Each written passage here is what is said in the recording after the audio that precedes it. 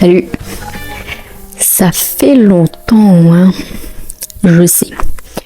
Aujourd'hui, on se retrouve dans une nouvelle vidéo pour parler du Joker, l'un des méchants les plus iconiques de tous les temps. Donc, on prépare son petit kawa et sa petite, je sais pas, un truc à manger et on y va. Le Joker est apparu pour la première fois dans les comics de Batman, Batman 1 en 1940, qui ont été créés par Bob Kane, Bill Finger et Jerry Robinson. Le Joker est rapidement devenu l'ennemi juré de Batman. Les origines du Joker ont été revisitées au fil des années, mais une des versions courantes raconte l'histoire d'un homme autrefois banal, ordinaire, qui fut confronté à un événement tragique qui a déclenché sa descente dans la folie. Le Joker évolue au fil des décennies avec différentes incarnations et différentes interprétations. Du comique au film et au dessin animé, chacune de ces versions ajoute une autre dimension à ce personnage qui est relativement compliqué. On peut tous se mettre d'accord que le Joker est indissociable de Batman. Leur relation tumultueuse est un constant duel entre le chaos et la justice, chacun des deux représentant une facette opposée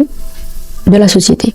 On peut du coup affirmer que le Joker a laissé une empreinte indélébile sur la culture populaire. Son rire iconique, son maquillage distinctif et sa personnalité troublante ont inspiré des fans du monde entier. Aujourd'hui, on peut retrouver des œuvres dédiées au Joker, des cosplays incroyables et aussi des références d'autres médias qui témoignent de l'impact durable de ce personnage. Il est un peu devenu un symbole de liberté pour les gens qui sont pas très droits, un petit peu contre la conformité de la société.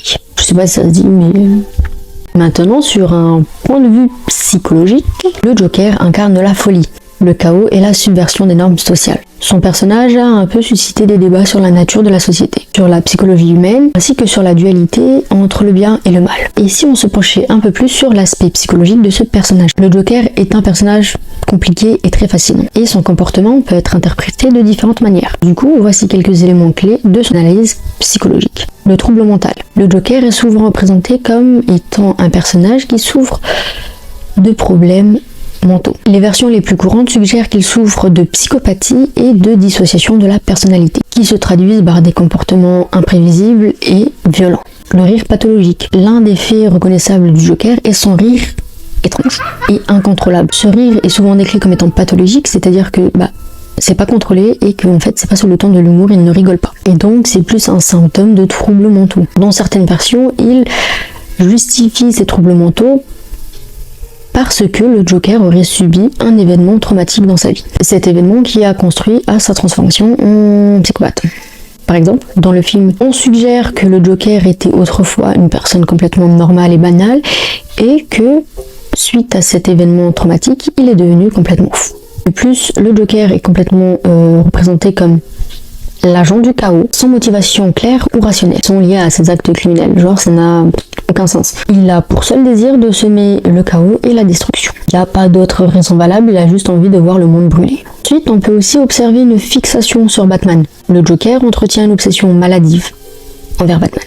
Il considère le Chevalier Noir comme son opposé, voire même son égal. Cette fixation ajoute une dimension psychologique en plus qui est quand même relativement intéressante et aussi beaucoup de conflits entre les deux personnages. Certaines versions du Joker soulèvent beaucoup de questions sur son identité. Il prétend parfois ne pas se souvenir de son passé, ou alors il a plusieurs origines et à force c'est contradictoire et on comprend plus rien. Ce trait rajoute un petit peu un mystère au niveau du personnage et on se dit il est un petit peu dans sa tête, mais bon, c'est intéressant. C'est un peu un personnage énigmatique. Entre autres, le Joker est un personnage riche en nuances psychologiques. Sa folie, son absence de morale et son insaisissabilité font de lui un adversaire redoutable pour Batman, ainsi qu'un personnage captivant pour le public. Le fait qu'il puisse être interprété de différentes manières lui confère une petite dimension intemporelle, et ça continue à fasciner les fans. Et ça depuis des décennies. En conclusion, le Joker restera un personnage emblématique dans les comics, et je pense que son héritage perdurera dans les générations, et si jamais ça se passe pas, on aura un souci. Ce personnage nous rappelle la complexité de la nature humaine et aussi l'impact très puissant d'un personnage qui est bien écrit. Voilà, c'était tout pour aujourd'hui. Merci d'avoir suivi la vidéo. N'oubliez pas de vous abonner, de partager, de liker la vidéo, et puis si vous n'avez pas vu les films de Batman, surtout ceux de Christopher Nolan, vous attendez quoi? Et si vous n'avez pas vu le Joker, vous attendez quoi? Et si vous n'avez pas lu les comics, tout pareil. Donc À plus.